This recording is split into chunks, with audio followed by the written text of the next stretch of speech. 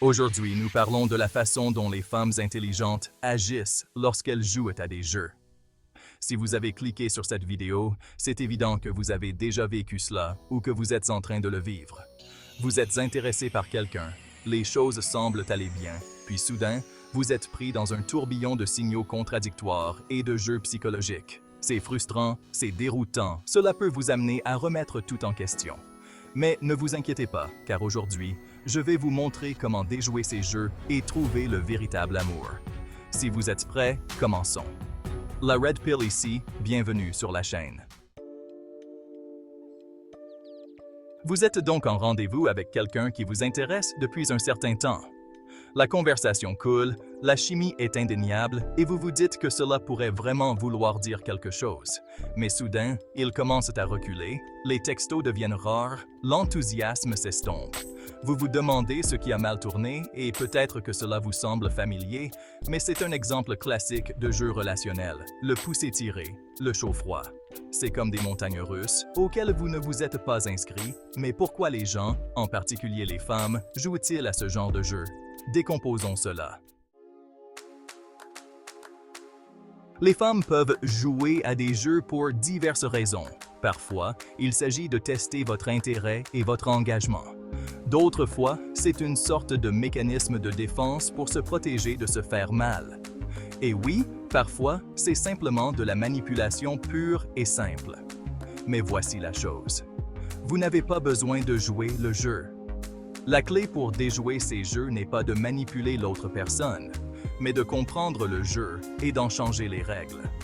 Maintenant, avant de vous montrer comment faire, essayons d'abord de creuser un peu plus pour comprendre pourquoi les femmes jouent à ce genre de jeu en premier lieu. Pourquoi les femmes le font-elles? Parce qu'elles le peuvent. La plupart d'entre nous veulent simplement tester l'engagement d'un homme pour voir s'il est vraiment intéressé par quelque chose à long terme. En observant les réactions d'un homme à certaines situations, nous pouvons évaluer son niveau d'intérêt et d'investissement dans la relation.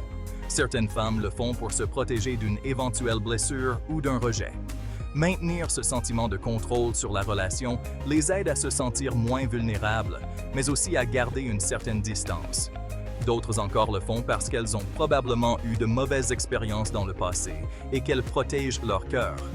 Il y a aussi encore un bon nombre qui envoient des signaux contradictoires si elles ne sont pas sûres de leurs sentiments ou de l'orientation de la relation.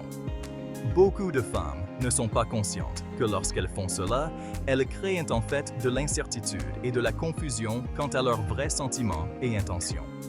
Si elles rencontrent un homme qui a un fusible court, elles pourraient le perdre complètement parce que c'est simplement épuisant émotionnellement et qu'il n'est pas prêt pour cela. Les hommes détestent ce sentiment d'être contrôlés ou manipulés. Donc, armés de ces connaissances, plongeons dans la compréhension des jeux que jouent les femmes et comment nous pouvons changer ces règles.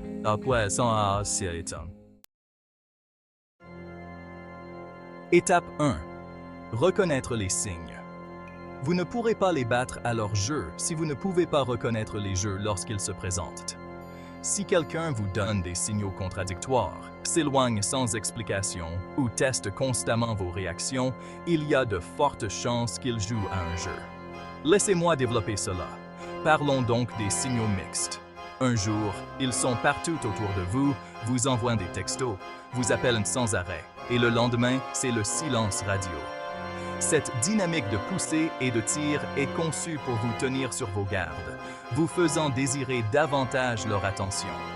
Cela crée des montagnes russes émotionnelles qui vous gardent accrochés. Il y a aussi le retrait sans explication. Je veux dire, vous passez un bon moment, tout semble parfait, et soudain, ils commencent à prendre distance. Aucune explication, aucune raison, juste un changement de comportement. Cela vous fera bien sûr vous sentir insécure et désespéré pour leur approbation. Ensuite, il y a le fait de tester constamment vos réactions.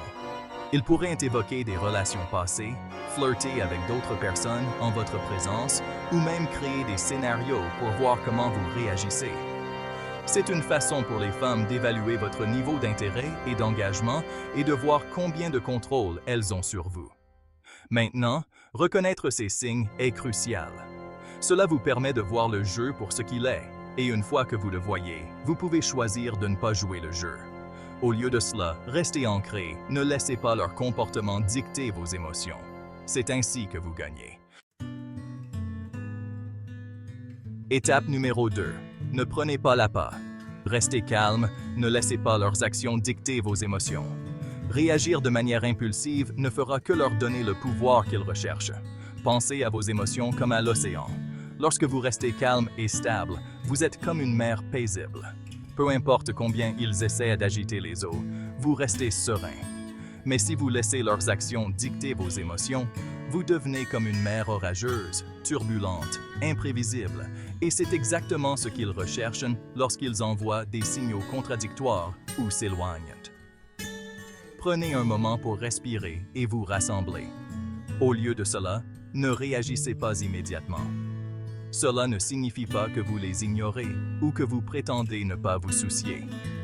Cela signifie que vous répondez de manière réfléchie, à partir d'un état de calme et de confiance. Par exemple, s'ils se retirent soudainement et que vous ressentez le besoin de les poursuivre ou de les confronter, résistez à l'impulsion. Donnez-leur plutôt de l'espace. Continuez à vivre votre vie, concentrez-vous sur vos propres activités et votre bonheur.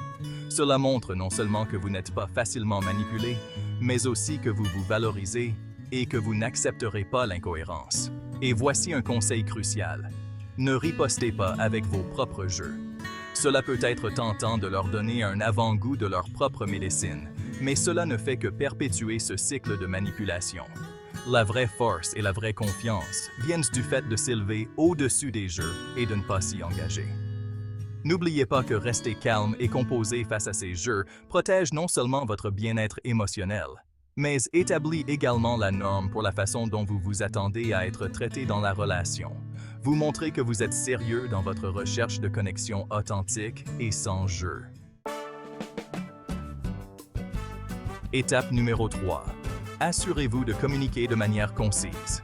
Ainsi, lorsque vous vous trouvez perplexe par les actions de quelqu'un, la meilleure approche est de l'aborder de front.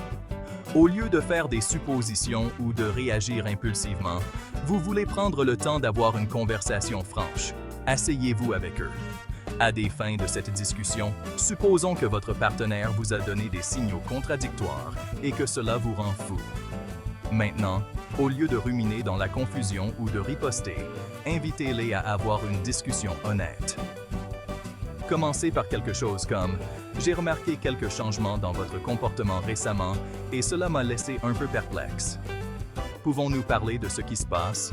Voici pourquoi quelque chose comme ça fonctionnerait. » D'abord, cela montre que vous êtes mature et disposé à aborder les problèmes directement. Cela peut être très désarmant et peut changer la dynamique d'un jeu à un respect mutuel. Deuxièmement, cela ouvre la porte à votre partenaire pour expliquer ses actions, qui peuvent être basées sur des malentendus ou des insécurités, plutôt que sur une manipulation intentionnelle.